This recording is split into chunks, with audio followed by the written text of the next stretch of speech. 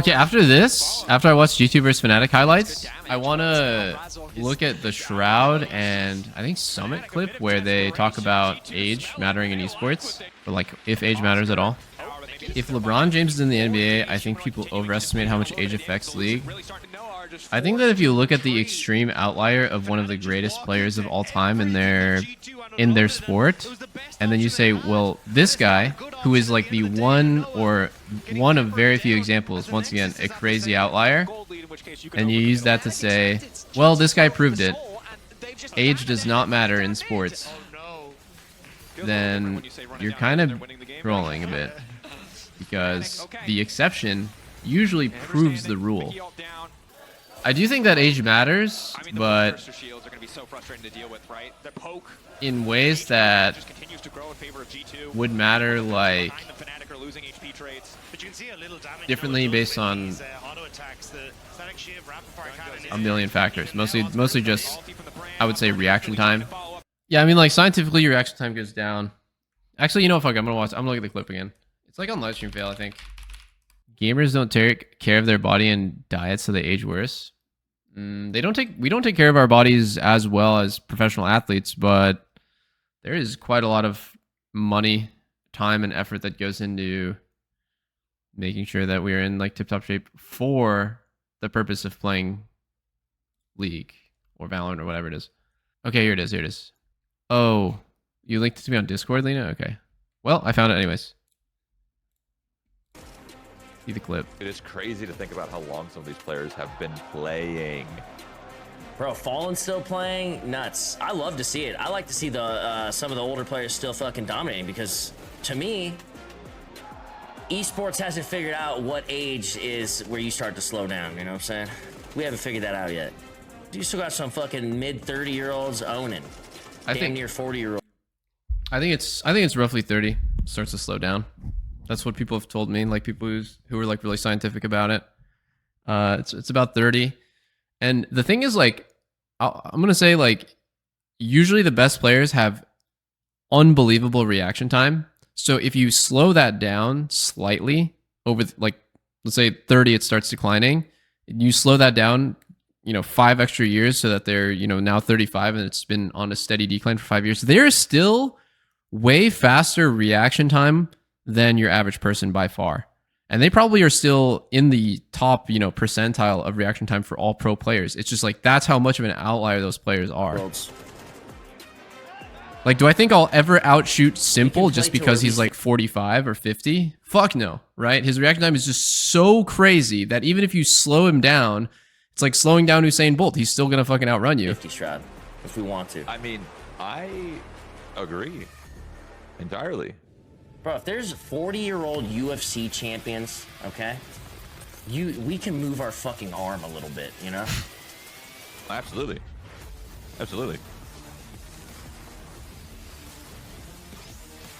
Yeah, I agree. It's especially since most games are not fully... The weird part about esports, and this is the part that is always going to bite esports in the ass. Interesting. What do the Reddit comments say? Most quit esports due to life and responsibilities. Takes priority over the time you need.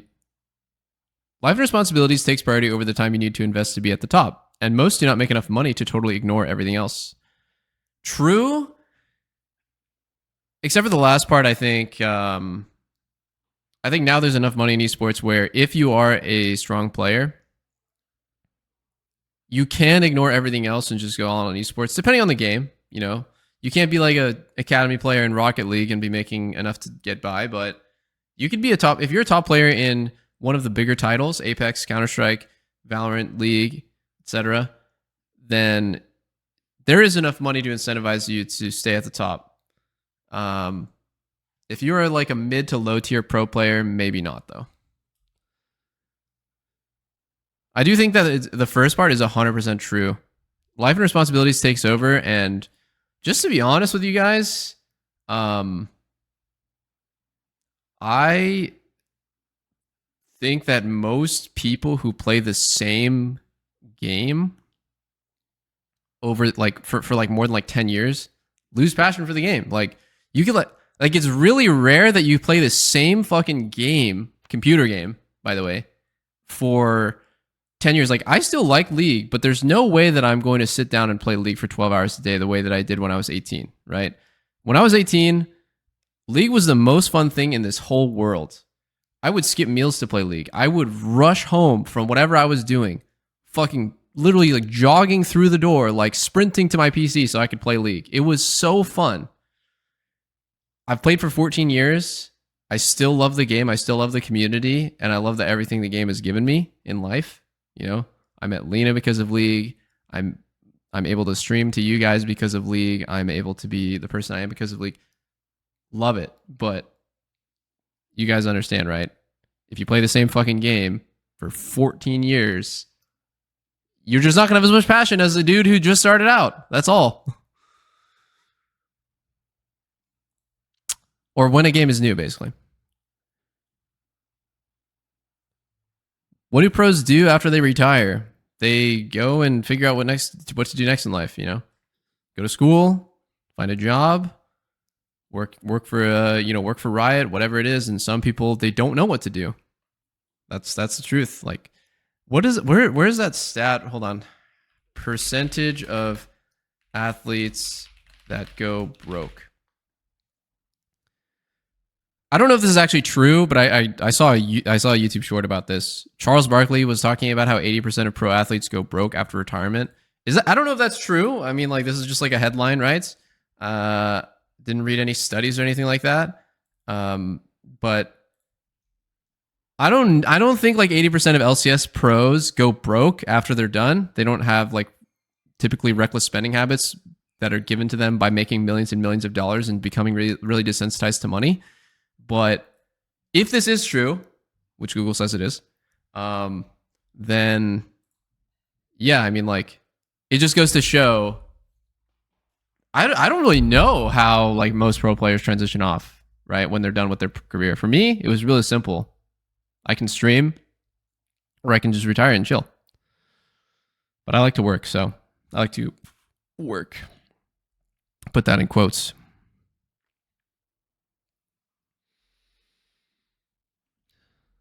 Tough day at the office, guys. Clocked in and lost all my League games. Jesus. Brutal day at the office. Brutal. The grind never stops. Am I right? Let's see here. I'm trying to read some of these comments. I remember a WoW ex-pro and now caster, can't remember that name, talk a bit about this. He was tired of everyone talking about older people losing reaction time as the reason they were getting worse. The loss of reaction time wasn't due to age. Research proved that the loss was so small from 20 to 40/50, it didn't really matter much for games. It was just people losing it because they spent more time on other responsibilities. Okay. For shooting games, I think the loss in reaction time does matter because I swing you, my reaction time is way faster than you,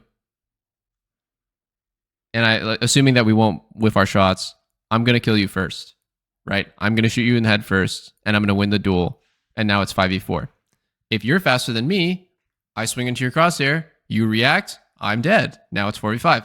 It matters in some context. Now, think about it for League. For League, it's not a direct one-to-one thing where, like, I have better reaction time than you, and I walk into lane against you, and because I have faster reaction time than you, I am going to win that lane. Now, it doesn't work exactly like that in shooting games either, to be honest. It's not like just the guy with the best reaction time is just aimbotting and flicking everyone's head and killing them all. But what I mean is, it matters way less in League, right? How many true reaction time tests are there in League?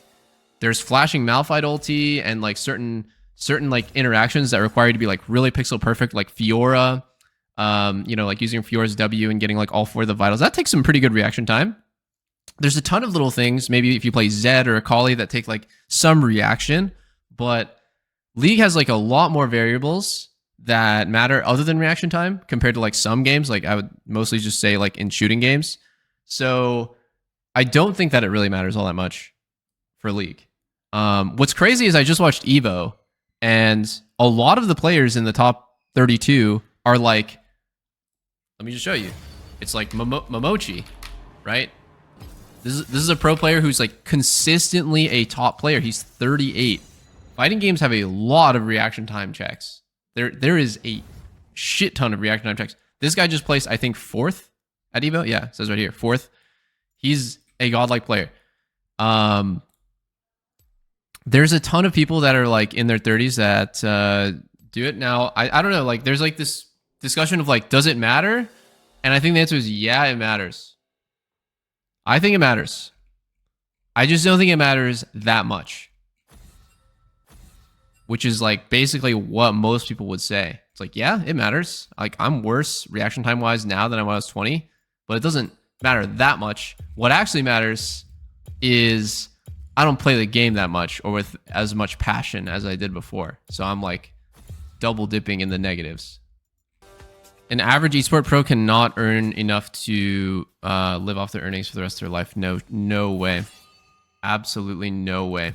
Even if you live in fucking Kansas or Ohio, an average esports pro is not making enough in their career to... What is the average esports career? Average length of esports career. Let's see. What is it? 5 years? You're not making generational wealth or enough to live off of for 5 years of playing pro. That is not happening. What is the average length of NBA career? Oh, wow. Also about 5 years.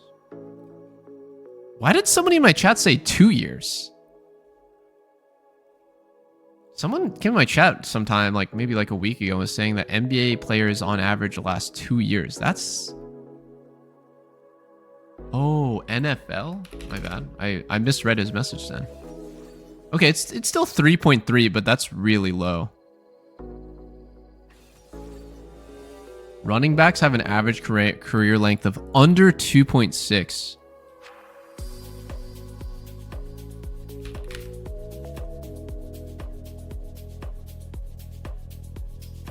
For soccer slash, you know, football everywhere else in the world, it's apparently 8 years.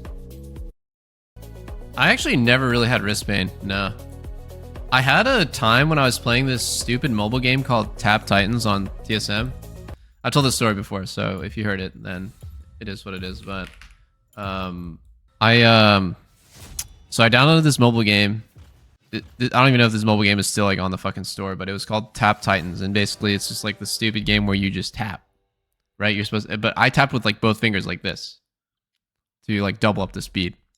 And, you know, you like level up your dude and get like relics and stuff and go through the levels. And it's all about like, it was just like a fucking stupid mobile game. It was actually dumb as hell. But basically the whole time I'm doing this, right?